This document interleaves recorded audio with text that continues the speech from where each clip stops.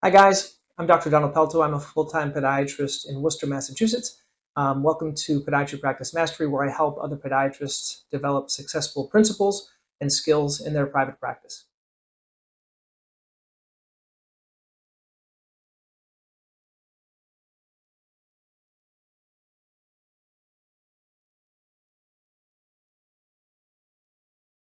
Hello, welcome to Podiatry Practice Mastery. My name is Don Pelto, and I have Praveen here with me, and he's a podiatrist from Chicagoland, Naperville, I believe. Welcome.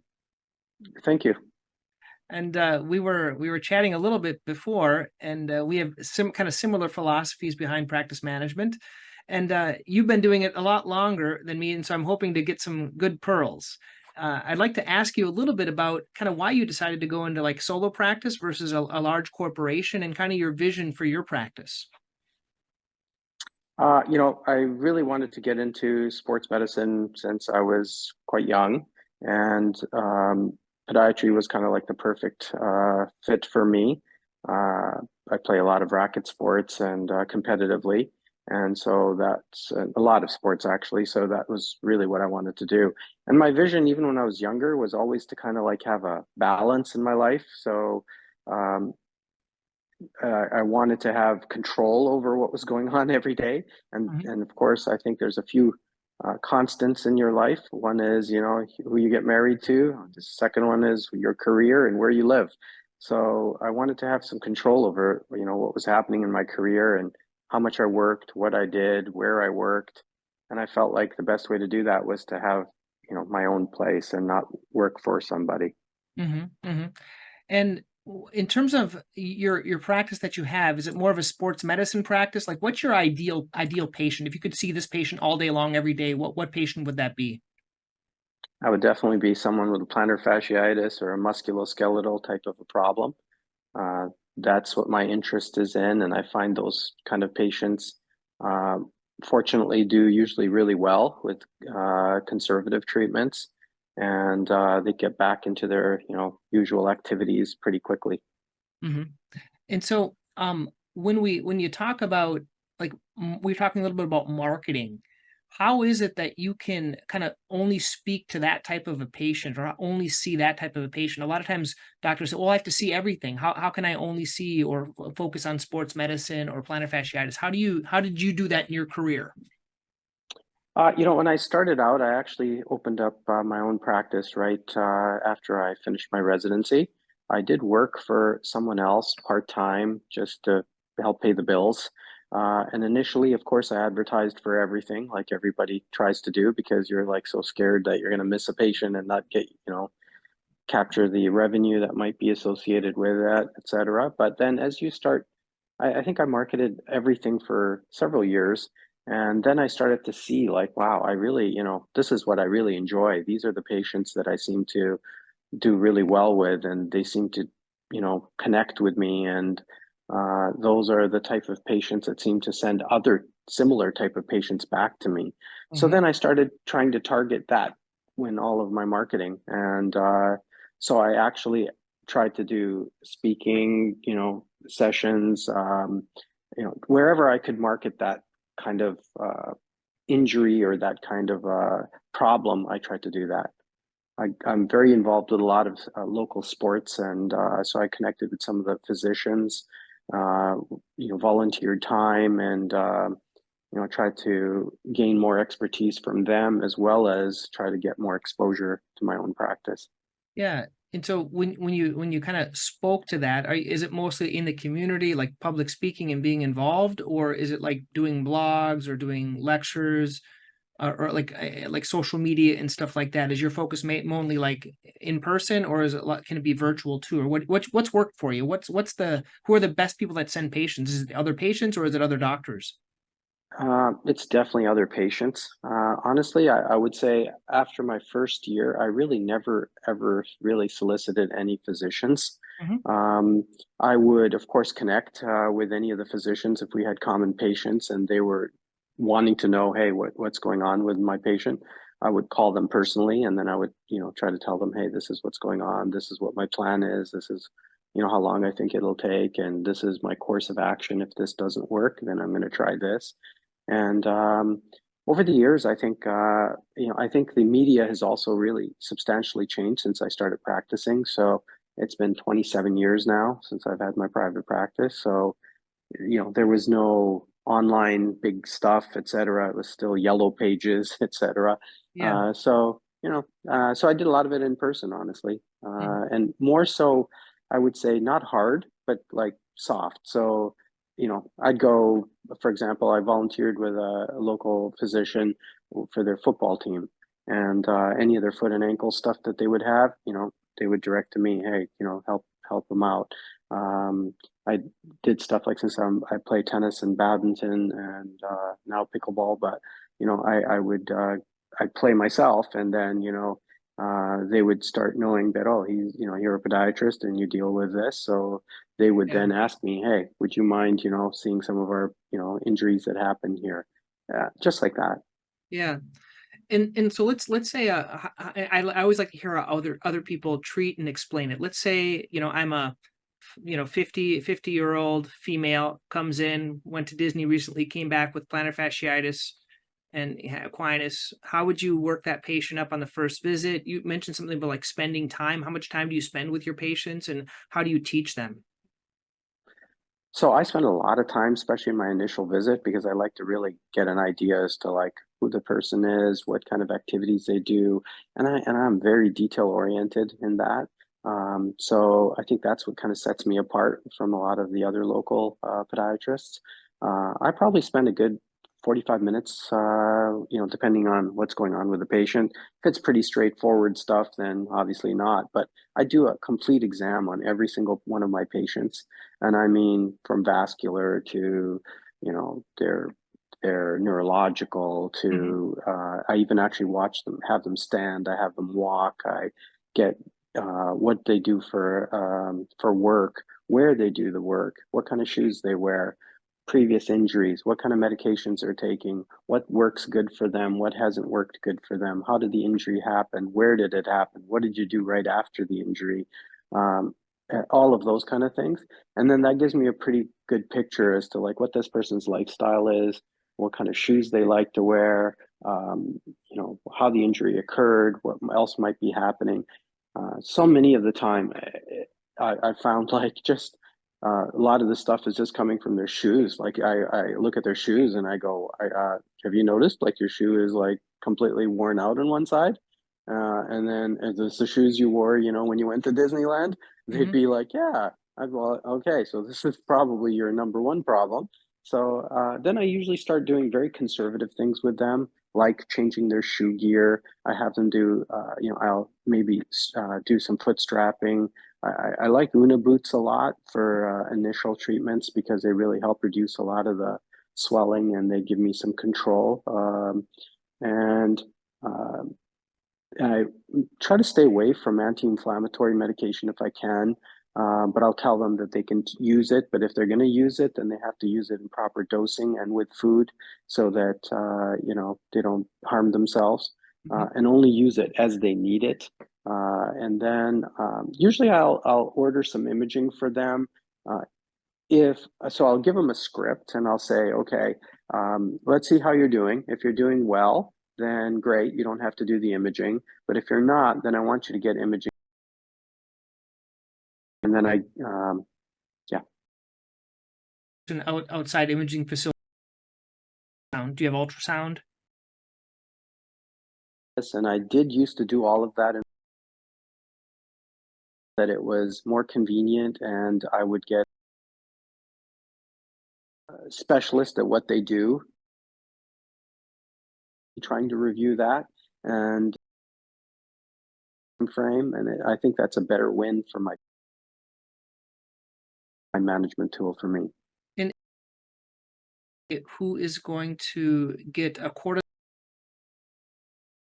amnio or these other things if you do them? Amnio, I don't do shock, but give a shot on the first visit unless um, They're getting a walking boot. exactly. So I'll try not to As some people may tell you how many people will come back to me. I was so scared you were going to give me a shot. I hardly heard it. We're not going to do a shot today. And then they, great, now I can, will come back to me 3 days later, a shot, because everything we're still in a lot of pain. But usually I'll boot, I'll make them take some that for just a couple of days. Treatment. And then where do amnio fall into your? So I really unique patient. It's expensive, and here in Illinois, to be covered by Blue Cross Blue Shield, it isn't expensive, and so I'm always trying to look out for,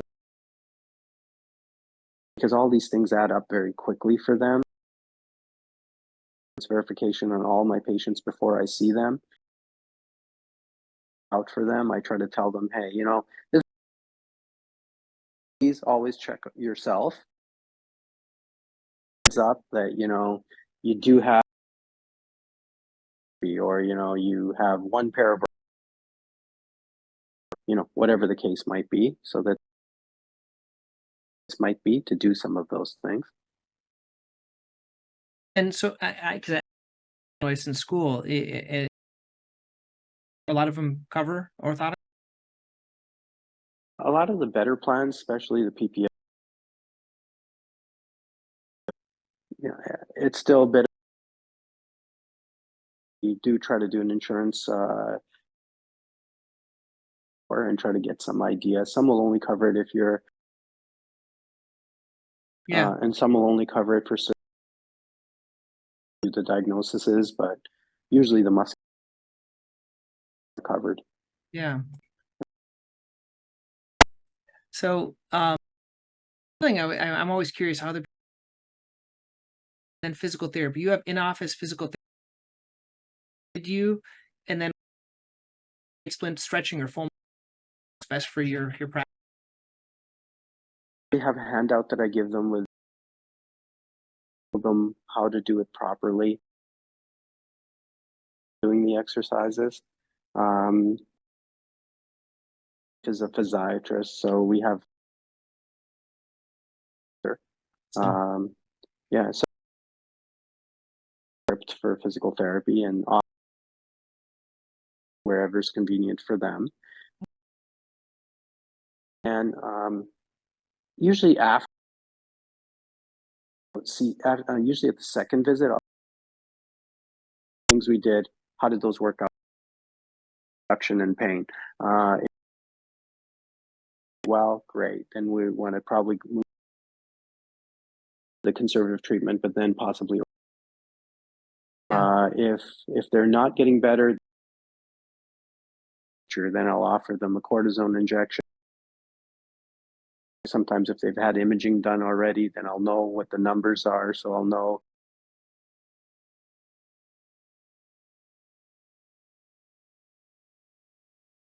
not still do the shot, but then set them up for physical therapy to add to that. And then I will dispense a night splint at that time and tell them, I don't have them sleep in it. I usually will have them start for like maybe an hour and do an hour and keep adjusting the night splint and doing it on one foot one night and the other foot the opposite night. And I'll have them work up to that if they feel like they've, gotten all the way to the end and an hour really doesn't phase them anymore. But if they can get to a couple of hours, then that's all I have them do. I do the same because they can't tolerate sleeping many times. So I say if you can wear it an hour to 3 hours, just watching TV at the end of the day. I think sure. Yes. Yeah, that's the same strategy I use. That's neat. And so in terms of let's talk about some of your time management tips, like spending 45 minutes with a patient. Do you have 45-minute slots for new patients or like what's new and established patients in your practice? So I do 30 minutes to 45 minutes. I try to do 45 minutes if I can, if not, at least 30. Mhm. And then usually most of my other patients, I do 15, minutes slots. But honestly, I really don't pay that much attention to the time. There are some patients who require more time, and I give it to them. We just spend more time, but in terms of your blocking of time, your Yeah, staff, that's how I do it. 45 Yeah, minutes. Okay, yeah. that makes Mhm. sense. And then one thing I was intrigued is I've always read about this. I haven't had the discipline to do it. Like talk about some of your time management skills, and especially like for your EMR, are you able to review all the notes before you see patients? And how do you do that? What time do you do that? You come in early, you stay late? Yeah. So I use NextGen, and so that's on cloud. I can use it anywhere. It's great, honestly. Even when I'm out of the country, I can access and see what's going on. And yeah, what I try to do is I try to block out about 30 minutes at the beginning of my day and 30 minutes at the end of my day. And at that time, I basically review everything that happened that day. So I use medical scribe, medical assistant. I've trained them. They're kind of pre-med type of people who are already pretty efficient with the names and the pathologies. And then I train them for specifically what kind of things I'm looking for them to do. They actually most of the time are not in the room with me.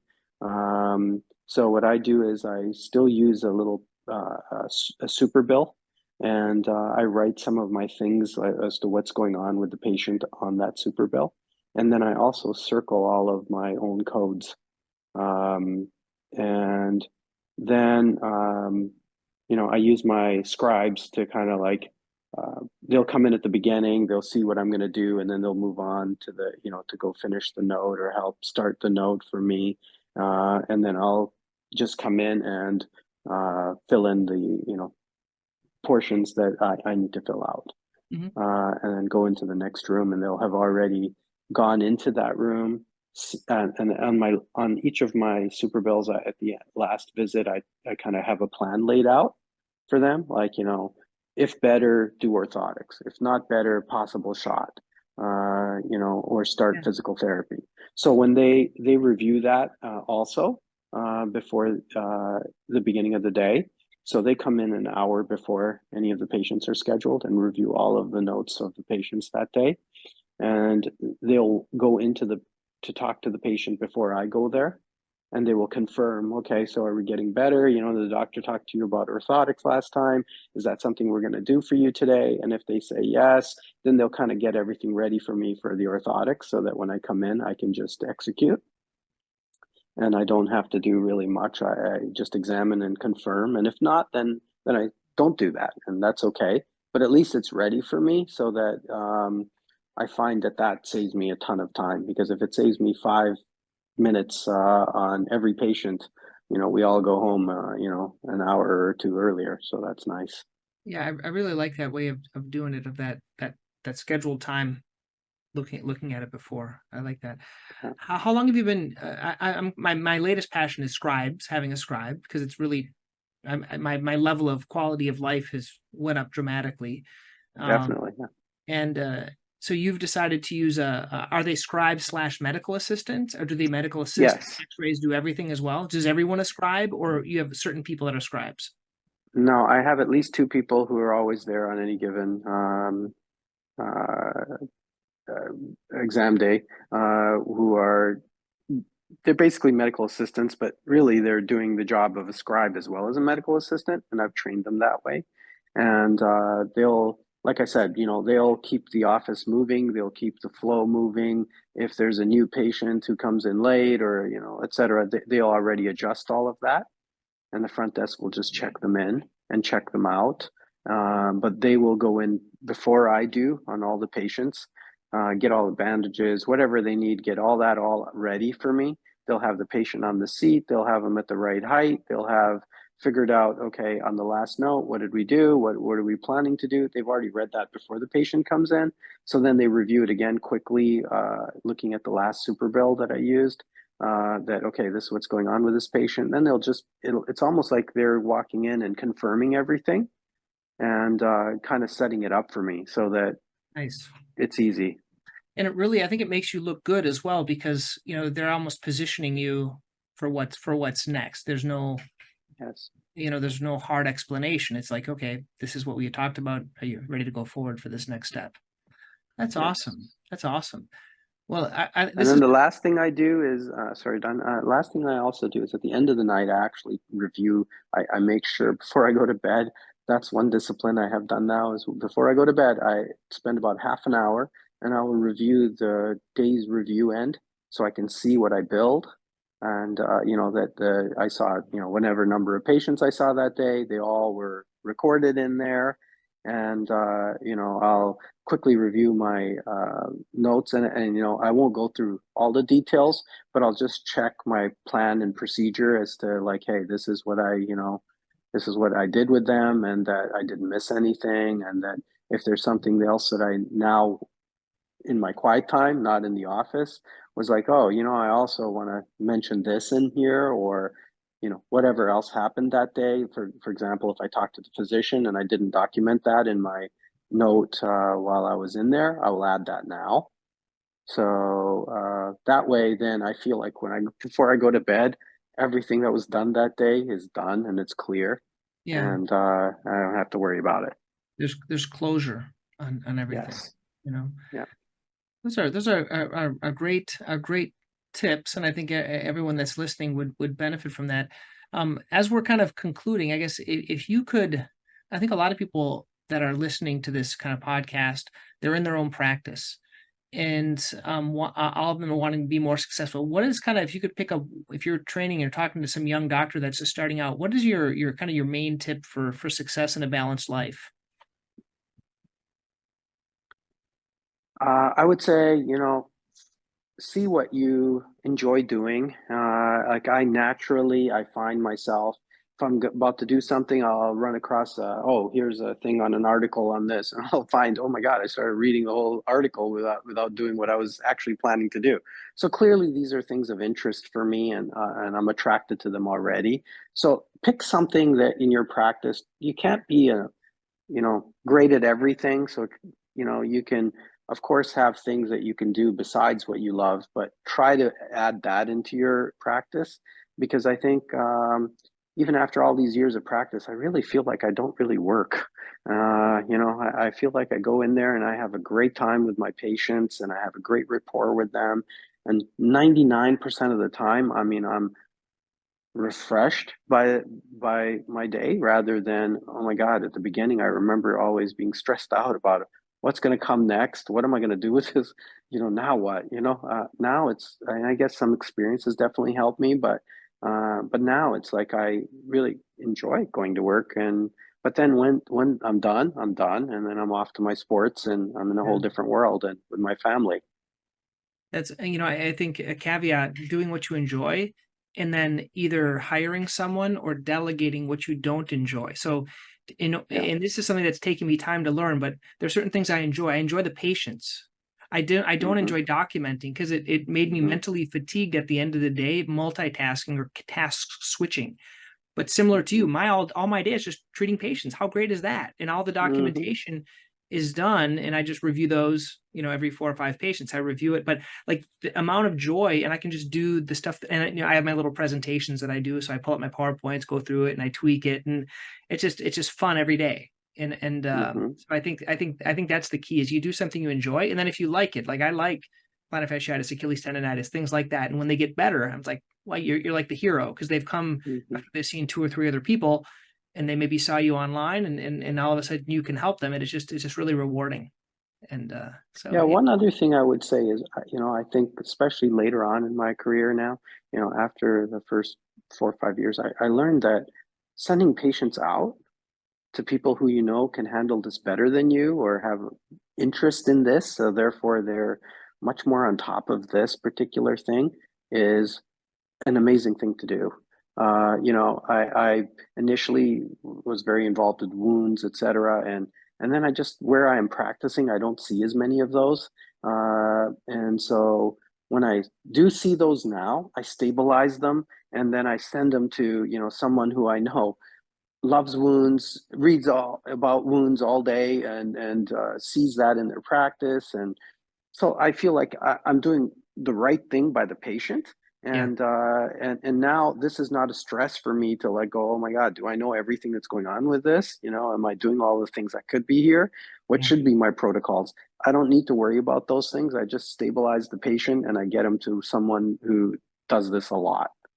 Yeah. All of my like what I tell the people, the young doctors, I said, whatever takes away your sleep at night, you either have to learn it or refer it to someone else. So if you're losing sleep over certain things, like you shouldn't. And so in the past, I think I felt like it was a demerit to myself. Oh, I have to do everything. Well, I don't. And I actually, and the patients, you know, how much the patients respect you much more.